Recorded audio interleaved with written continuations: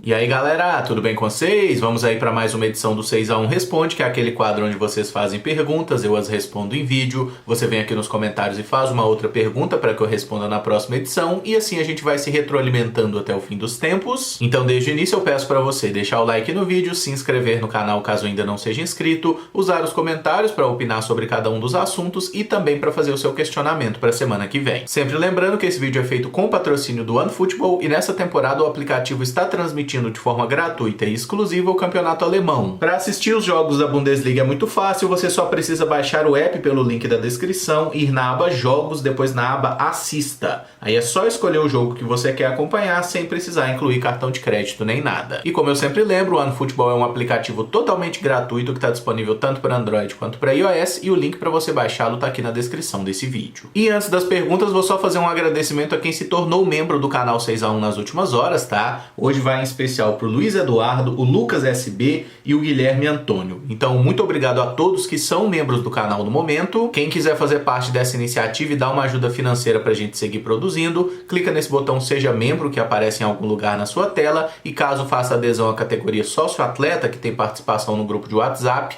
vai lá na aba Comunidade que tem as instruções para você fazer parte desse grupo. A primeira pergunta é do Carlos Henrique Ribeiro. Caso o Luxemburgo fique para a próxima temporada, você tem expectativa de acontecer em 2022 o mesmo que aconteceu em 2003? Não precisa ganhar títulos, mas de fazer uma boa temporada e conseguir subir? Carlos, obrigado pela pergunta. Eu acho que essa é uma esperança que todo cruzeirense tem e a gente tenta se apegar a qualquer indício, né, de que o Luxemburgo possa repetir no Cruzeiro aquele trabalho espetacular que teve na primeira passagem. E até interessante a gente pontuar que o Luxemburgo em 2002, ele não fez um grande trabalho no Cruzeiro. O Cruzeiro perdeu alguns jogos bizarros dentro de casa, teve um momento ruim ali, mas a gente conseguiu uma grande arrancada, né, nos 5 últimos jogos, 5 vitórias, e acabamos não classificando para o mata-mata do Brasileirão por um detalhe, mas até essas 5 rodadas o Cruzeiro era um time que estava brigando contra o rebaixamento. Uma situação até parecida com o que a gente está vivendo agora em 2021, né, mas todos sabemos que o Cruzeiro não tem mais chance de brigar pelo acesso nessa temporada, infelizmente a reação demorou demais. Então o Cruzeiro ganhou as 2 últimas partidas, tem mais 3. Se a gente ganha essas próximas 3 partidas também, contra Vitória, Sampaio Corrêa e Náutico, eu não vou negar pra você, cara, que vai dar, né, toda uma nostalgia e até um ânimo maior de que talvez a gente poderia repetir a dose no ano que vem. E como você mesmo citou, né, a gente não precisa que o Cruzeiro faça o ano espetacular que fez em 2003. Hoje a nossa exigência é muito menor, a gente quer basicamente ficar entre os 4 melhores times na Série B do Campeonato Brasileiro, o que é uma missão muito mais simples do que era aquela. Mas é óbvio, né, que o Cruzeiro hoje também tem muito mais dificuldade do que tinha naquela época para montar um time, por mais que quando a gente analise aquele time do Cruzeiro de 2003, a maior parte dos jogadores não era ali necessariamente grandes craques ou grandes destaques, né? O Luxemburgo conseguiu melhorar muito os jogadores naquela ocasião, mas a gente conseguiu fazer algumas contratações muito importantes, né? Por exemplo, o Maurinho, que chegou para a lateral direita, tinha sido campeão brasileiro com o Santos em 2002, né? E ele chegou para o Cruzeiro em 2003. O Alex era um grande craque, acabou sendo ali uma recuperação, ele já estava no elenco do Cruzeiro. O Maldonado, que chega no meio de 2003, também foi uma grande contratação, um jogador que estava lá no São Paulo, enfim, né? Foi uma conjunção de fatores, o Luxemburgo usou também vários jogadores jovens para a montagem daquele time e acho que hoje é isso que ele vai ter que fazer no Cruzeiro, tá? Porque a menos que apareça ou que essa coisa da SAF caminhe muito mais rápido do que parece que vai caminhar, o Cruzeiro não vai ter condição de montar um grande elenco e a gente vai precisar achar soluções, especialmente nos jogadores jovens que já tem. E a gente não pode esquecer também que o Luxemburgo de hoje não é o Luxemburgo daquela época, né? Em 2003, 2004, até 2005, quando vai para o Real Madrid, o Luxemburgo era, na minha opinião, o melhor técnico brasileiro, tá? Ele era um técnico realmente muito bom, muito acima da média. Hoje eu acho que o Luxemburgo é um técnico absolutamente comum. Ele não é muito pior do que os caras que estão, por exemplo, fazendo campanhas boas na Série A, mas ele também não é melhor, sabe? É um técnico que infelizmente parou no tempo, tem muitos anos que ele não faz um grande trabalho e o Cruzeiro é uma oportunidade para que ele retome até mesmo a sua carreira. Vamos ver se ele consegue isso, né? E sobre a renovação de contrato, eu já falei em outras oportunidades, por mais que o Luxemburgo esteja fazendo um charme e tudo mais, questão de planejamento, que é óbvio que tem que ser totalmente diferente, acho que no final das contas haverá sim um acordo e ele vai seguir no Cruzeiro. O Luiz Cláudio de Melo pergunta: pergunta: você acha que tem alguma chance do Goulart vir para o Cruzeiro após virar SA ou acha que tem melhores para jogar? Luiz, obrigado pela pergunta. No momento atual do Cruzeiro, que a gente tem, por exemplo, um jogador titular importante, como o caso do Adriano, né, que não recebe o seu salário integralmente desde o mês de março, a gente falar na contratação de um Ricardo Goulart, que é um jogador que ganha na casa de milhões lá no futebol chinês, eu acho que é um tanto quanto fora da realidade. Não tem muito sentido. Por mais que tenha uma notícia dessa semana, inclusive, que o Ricardo Goulart está rescindindo seu contrato lá com o Guangzhou, né, porque a empresa lá, a Evergrande, que era o dono do clube, meio que está quebrando. Então os caras estão reduzindo, né, já reduziram na verdade os investimentos no futebol chinês como um todo, e o Ricardo Goulart tem uma tendência a voltar para o futebol brasileiro no ano que vem. A questão é, ele retornando para o futebol brasileiro, certamente ele vai ter propostas interessantes da Série A, né, clubes que podem oferecer uma boa grana, um bom projeto esportivo para ele, e acho que a chance do Goulart voltar para o Cruzeiro ela é muito pequena, considerando esse cenário que você citou, né, do Cruzeiro se transformando clube empresa e tendo uma condição de investir, porque ainda que apareça um grande investidor, eu não acho que o Cruzeiro vai ter uma condição financeira melhor que um Flamengo, que um Palmeiras, até que um Atlético, por causa do mecenas que eles têm. E quando a gente analisa o perfil de contratações que fazem esses grandes investidores quando chegam num clube, né, não é muito natural que se busque um atleta como o Ricardo Goulart, com 30 anos de idade, que tem um histórico bem complicado de lesões, tá? Investidores que querem botar dinheiro para receber dinheiro no futuro, eles costumam buscar jogadores mais jovens, justamente pensando nesse potencial de revenda que o jogador vai ter. E sobre o Ricardo Goulart especificamente, é importante a gente pontuar que os últimos anos da carreira dele foram bem complicados, né? Eu acho que todo mundo deve se lembrar que ele teve uma rápida passagem pelo Palmeiras, voltou para a China, teve muitas lesões, o próprio Guangzhou emprestou ele por alguns meses para o Hebei, que é um outro clube da China. Nessa temporada ele estava até conseguindo jogar num nível melhor, marcou 7 gols aí nesse início de temporada, mas o campeonato chinês parou e a última partida do Goulart foi em agosto. Então, ainda que a gente tenha lembranças muito boas da passagem desse jogador aqui no Cruzeiro em 2013 e 2014, o Ricardo Goulart de hoje não é mais aquele Ricardo Goulart, né? O tempo muda muito os jogadores, especialmente um jogador que teve problemas físicos graves, como é o caso dele. E eu acho que tem uma possibilidade que não é pequena de, se porventura fosse possível, o Ricardo Goulart voltar para o Cruzeiro, coisa que eu não acredito que vai acontecer, mas ainda se fosse possível, ele repetir os passos do Marcelo Moreno, por exemplo, de chegar ao Cruzeiro e não conseguir ser aquele jogador que ele foi no passado, justamente porque o tempo passou, a idade vai chegando, o jogador começa a acumular problemas físicos também, e quando o jogador passa muitos anos no futebol chinês, ele costuma perder muito de competitividade, né? A gente viu isso com o boliviano e pode ser que veja com o Goulart também.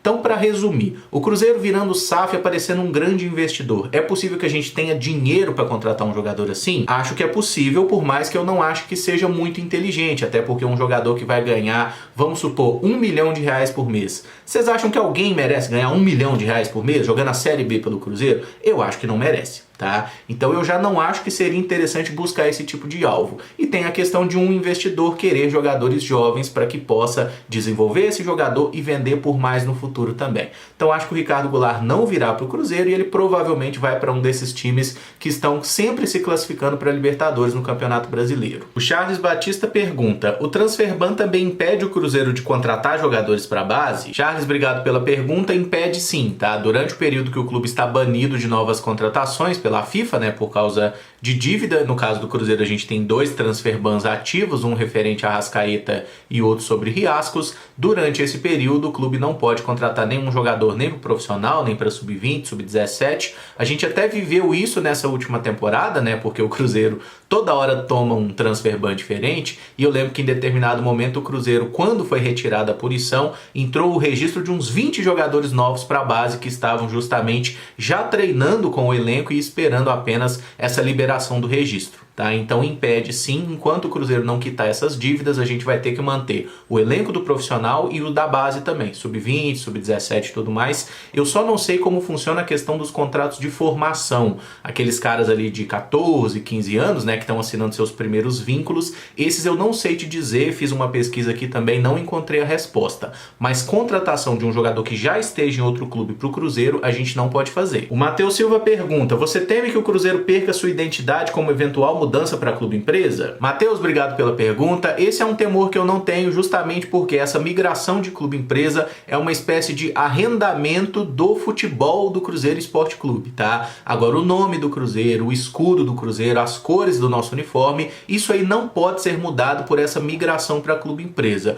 Eu acho que o máximo que pode acontecer nesse sentido é a gente ter um terceiro uniforme de uma cor diferente que não sejam essas que estão naturalmente associadas ao Cruzeiro. Mas ainda assim é uma coisa muito mais mercadológica do que qualquer outra coisa, entendeu? E é algo que a gente já está acostumado a ver nos clubes europeus, né? Que sempre lançam ali terceiros uniformes alternativos para vender mais mesmo, para ter um produto diferente, tá? Porque a camisa azul, a camisa branca não vai ser mudado, o nosso escudo maravilhoso como é também, duvido que seja mudado, a menos mudanças pontuais, né? Como a gente vê, de vez em quando o Cruzeiro faz uma camisa com o escudo cheio, eu particularmente prefiro com as estrelas soltas, isso aí vai continuar, não vai mudar o nome do clube, nada, tá? E eu acho que até essa última partida deu um bom exemplo, né? Do que é o Cruzeiro. O Cruzeiro é a torcida do Cruzeiro. E é por isso que o nosso clube continua sendo muito grande, mesmo estando caminhando para o terceiro ano de Série B, tá? Então, enquanto o Cruzeiro tiver a torcida junto dele, por mais que as pessoas que estavam lá dentro não ouvissem a torcida, né? Mas ainda assim, enquanto o Cruzeiro tiver a sua torcida, a gente não vai perder a nossa identidade. E hoje ainda é muito incerto em quem será esse novo dono do Cruzeiro. Mas eu não sei vocês, eu pelo menos tenho uma coisa muito clara.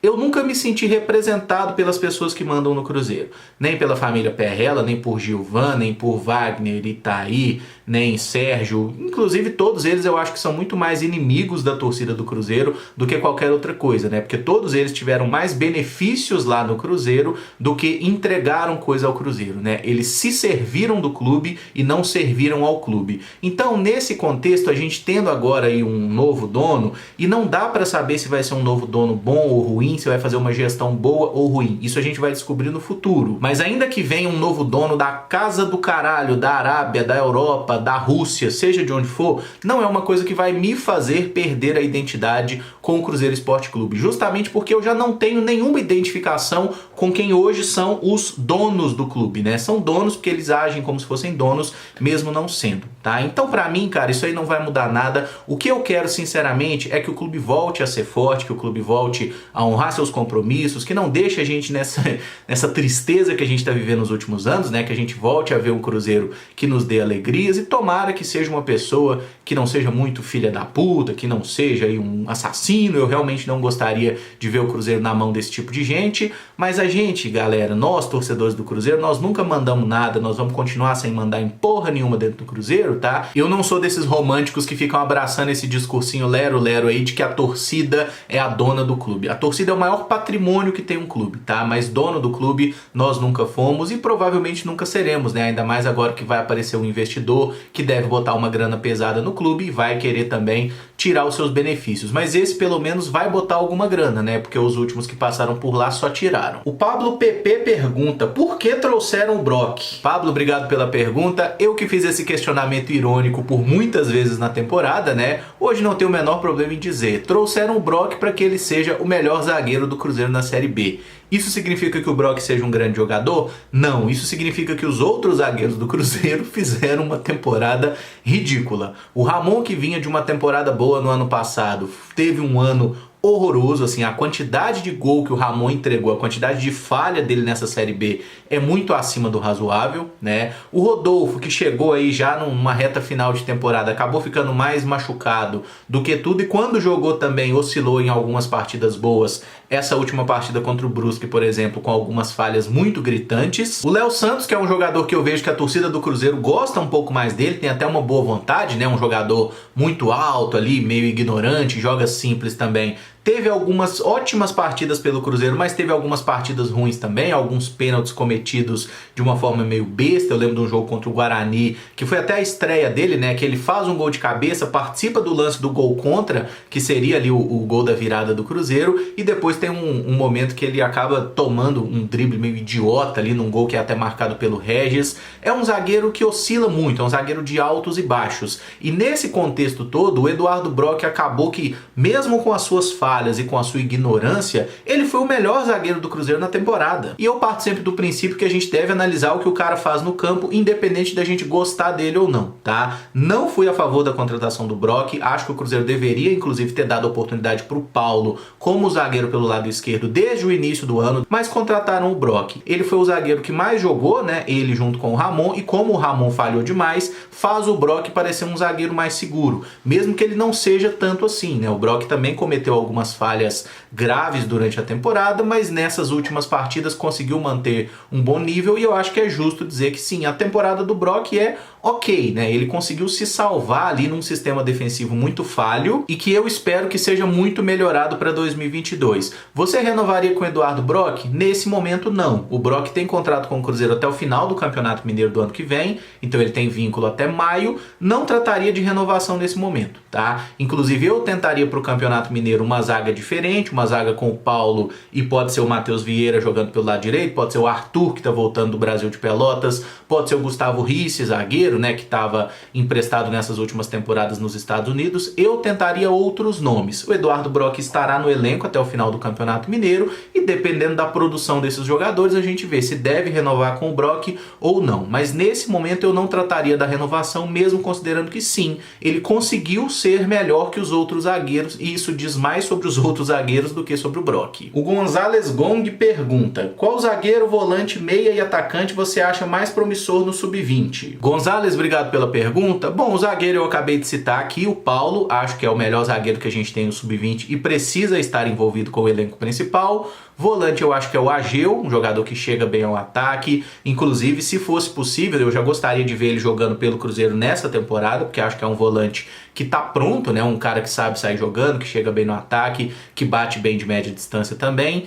Meia, eu ficaria com o Igor Lemos, cara, que é um jogador que fez aí uma boa temporada, um jogador que tem habilidade, sabe jogar pelos lados do campo e pode ser também um meia atacante ali, um camisa 10. O Vitor Leque, que já tá no principal nesse momento, era o atacante do sub-20 até pouco tempo atrás. E pra mim o atacante mais promissor da nossa base é o Vitor Roque, né, que tava lá no sub-17 e também já está incorporado ao elenco principal. Então basicamente são esses jogadores que eu gostaria que o Cruzeiro desse oportunidade nessa nova temporada, mas não apenas eles, né? A gente tem, por exemplo, o Kaique, lateral esquerdo, que já jogou pelo profissional do Cruzeiro no início desse ano, na época do Felipe Conceição, e pode ser ali uma boa terceira opção, né? Ele pode seguir jogando no sub-20. A gente tem o Matheus Pereira, aí não sei como vai ficar a situação do Jean Vitor, se vai renovar ou não, mas a gente tem o Rafael Santos que volta, e o Kaique pode ser uma terceira opção para daqui a pouco ir ganhando mais espaço também. O Cruzeiro tem alguns bons jogadores na base, tá? Como eu já falei em outras oportunidades. Acho que a geração que tá jogando hoje no sub-17, ela é mais promissora do que o pessoal que tá no sub-20.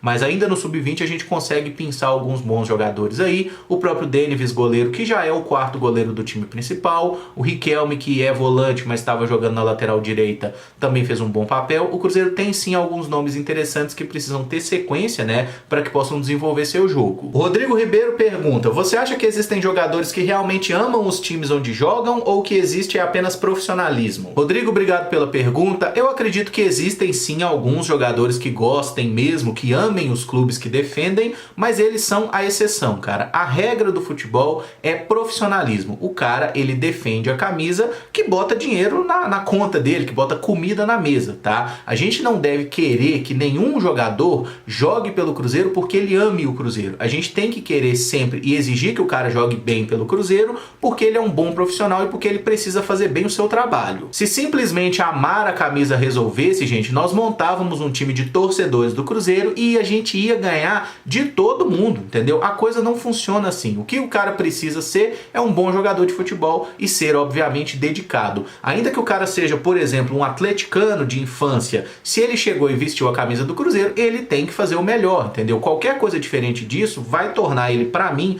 um grande de um imbecil. Eu já tenho o canal há alguns anos e tenho certeza que eu nunca falei pra vocês que o problema do Cruzeiro é que os jogadores não amam o clube, porque eu não espero amor de ninguém. Quem tem que amar clube clube é torcida. O jogador de futebol tem a obrigação de jogar bola e fazer isso bem feito. É isso que a gente quer deles. Mas é claro que quando você consegue ter um grupo de jogadores que tem uma vivência maior de Cruzeiro, por exemplo, caras que estão na categoria de base do Cruzeiro desde muito novos, eles naturalmente entendem um pouco mais o que é a instituição e acabam tendo até uma vontade a mais de dar um retorno para esse clube, de ajudar financeiramente. Vou citar um exemplo aqui de um jogador que eu não sei se é cruzeirense ou não. Vocês lembram do Alejandro, o menino que jogou na base do Cruzeiro? Ele poderia ter saído de graça do clube e ele saiu de graça, foi jogar lá no futebol dos Estados Unidos. E o que é que ele fez na época? Ele pediu para que deixassem 30% do passe dele com o Cruzeiro como uma forma de gratidão, né, para dar algum retorno em algum momento pro clube. O que é isso para mim? É gratidão mesmo, e a gente não pode exigir gratidão, ou você tem ou você não tem, depende do caráter de cada um. Agora, se esse cara é cruzeirense de infância ou não, eu sinceramente não sei. No elenco atual do Cruzeiro eu sei que o Marco Antônio é cruzeirense, porque tem foto dele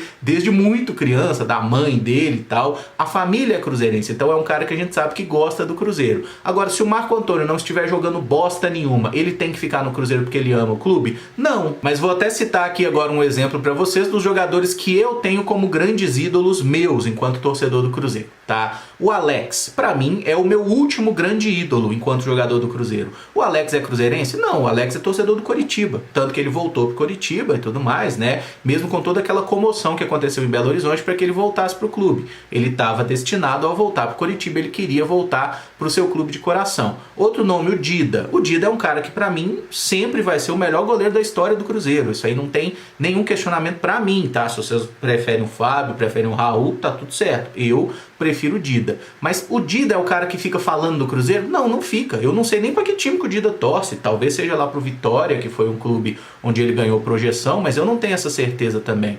O Alex Alves, já falecido, também é um cara que certamente não era cruzeirense, é um jogador que eu sempre gostei pra caramba, por mais que ele tenha aquela passagem bizarra pelo Atlético, que não precisava ter acontecido. Marcelo Ramos, um grande artilheiro. O Ricardinho, eu acho que até é cruzeirense desde a infância, mas também não é um cara que fica aparecendo toda hora. O Sorinho, um argentino, obviamente não é um cruzeirense de nascença, né? É um cara que tem as suas raízes lá, se eu não me engano, no Argentinos Júniors, né? Enfim, gente, só para citar alguns exemplos.